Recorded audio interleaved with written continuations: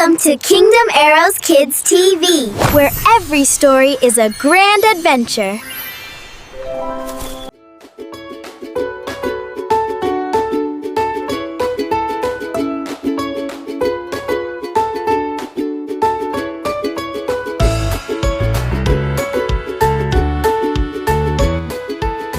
Welcome back, everyone. Kingdom Arrow Kids. I'm Goodness, and today we're taking you on a journey through one of the most exciting books in the Bible, the Book of Judges. It's full of surprises, amazing heroes, and big lessons about trusting God. You're going to see battles, miracles, brave leaders, and how God kept helping His people. It keeps going in circles. Because each time they forgot God, things went wrong. Wow, look at all the colors! This is so much fun! Let's go on an adventure together. Kingdom Arrows Kids TV.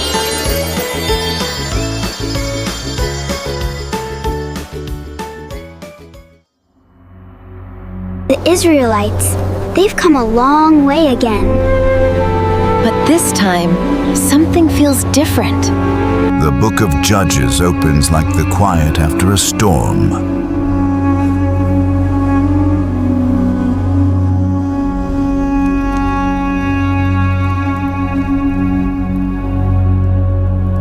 Joshua, the great leader God had given Israel, had finished his race. The people who had marched through the wilderness with him were gone. A new generation stood at the edge of the land God had promised, young, full of hope, full of dreams, but with hearts that did not fully remember the mighty things God had done. And in that space of forgetting, a shadow began to fall. At first it was small, a skipped command here, a quiet compromise there, a little curiosity about the idols of the nations around them. If they keep forgetting God, who will help them? God always sends help. He always does. But Joshua warned us. That was long ago. We do as we please now.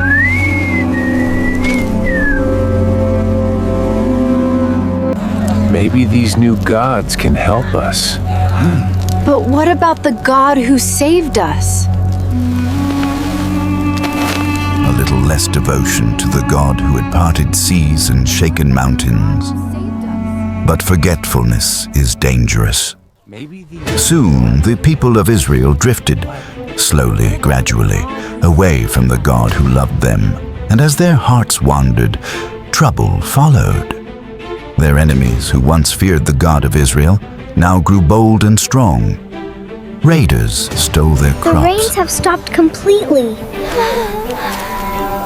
Our crops are dying. What will we do? Armies attacked their homes. Nations surrounded them with threats and cruelty. Again and again, the people tried to fix life on their own. And again, they failed. Israel has no leader! Strike now!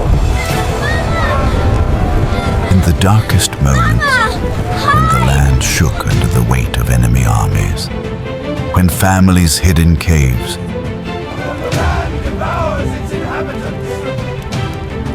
All the people we saw are of great stature. Is God still with us?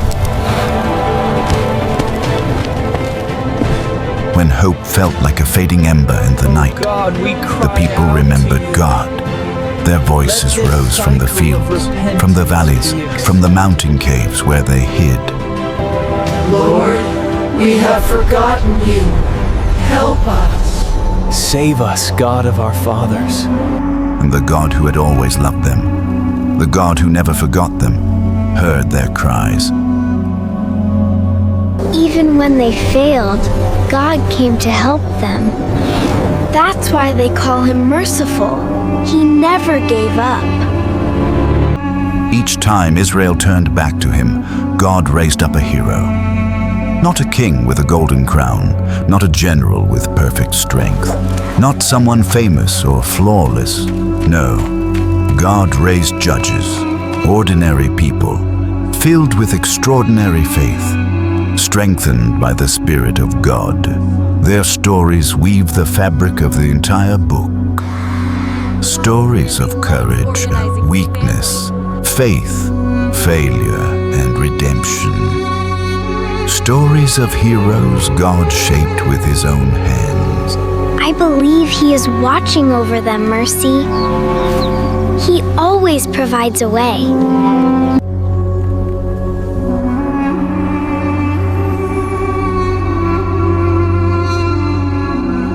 Deborah, the wise judge of Israel. Our story first brings us beneath a tall, beautiful palm tree, its branches waving gently in the warm wind. There, seated in wisdom and strength, is Deborah. She is a prophetess. When an enemy rose against Israel, stronger than any army they'd faced in years, God gave Deborah a message that would change history. She summoned Barak, a man called to lead Israel's soldiers. Gather 10,000 warriors. God will go before you. I will go, but only if you come with me. I will go. Barak trembled. The enemy's chariots were ironclad and fearsome. Their soldiers were many. Victory looked impossible.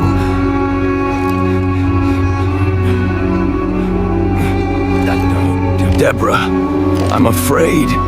Courage doesn't mean you feel no fear. It means you trust God more. Have I not commanded you? Go, for the Lord has given Sisera into your hand. But Deborah reminded him, not of his strength, but of God's. Because when God goes with you, fear loses its voice. And so, at Deborah's word, the army marched. Thunder rolled, rain poured from the heavens.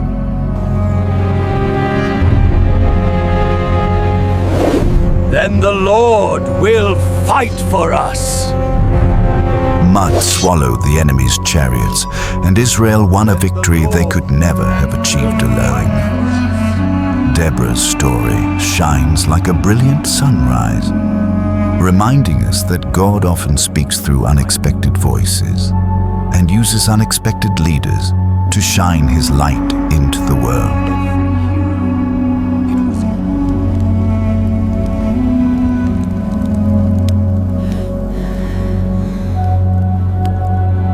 Gideon, from fearful farmer to mighty warrior.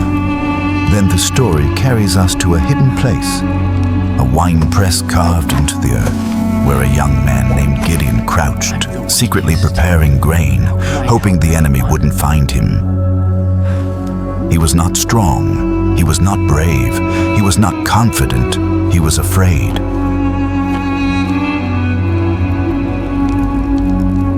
But God saw more. He saw not who Gideon was, but who Gideon could become.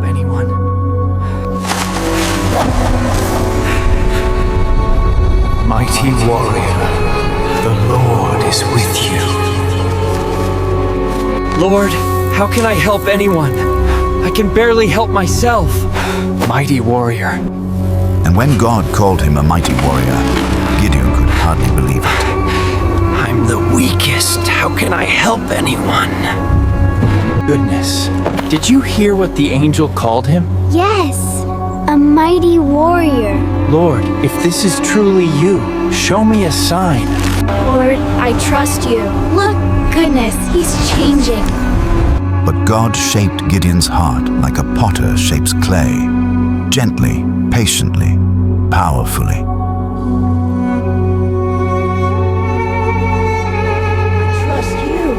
Look, goodness, he's changing. When God calls, ordinary people rise.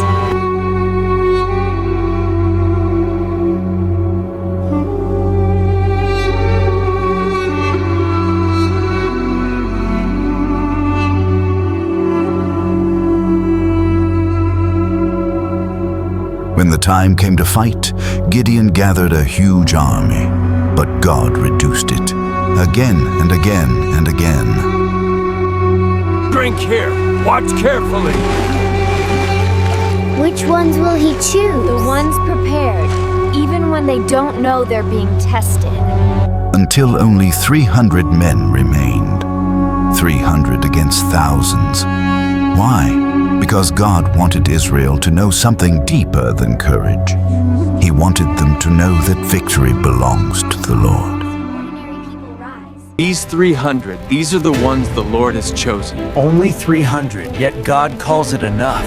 When heaven is with you, little becomes mighty. And on a silent night, under a sky filled with stars, Gideon's small army lifted torches, broke jars, and sounded trumpets. Brothers, the Lord has chosen you, and with you, he will conquer. But Gideon, we are so few. Few with God is stronger than many without him. Tonight, God will give Midian into our hands. For the Lord and for Israel. The shock echoed through the camp of the enemy. Confusion filled the valley. When you hear my trumpet, blow yours. When you see my torch, lift yours. Do as I do. The sword of the Lord and of Gideon.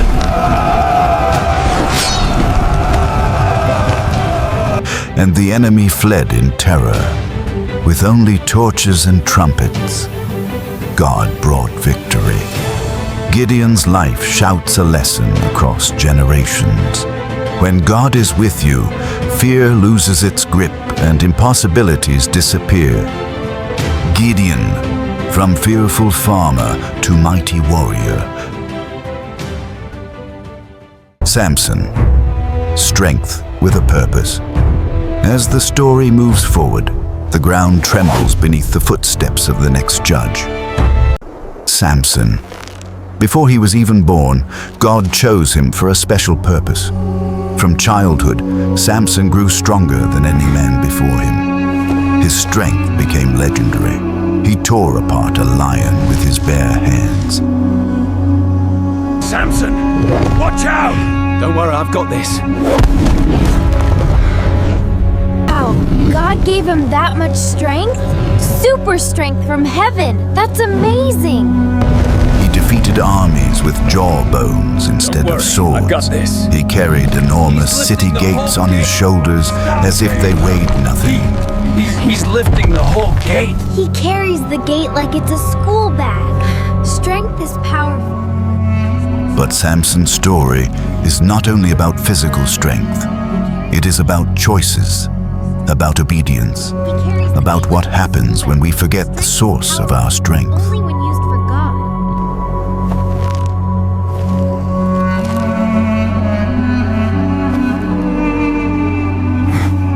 When Samson strayed from God's path, his strength faded.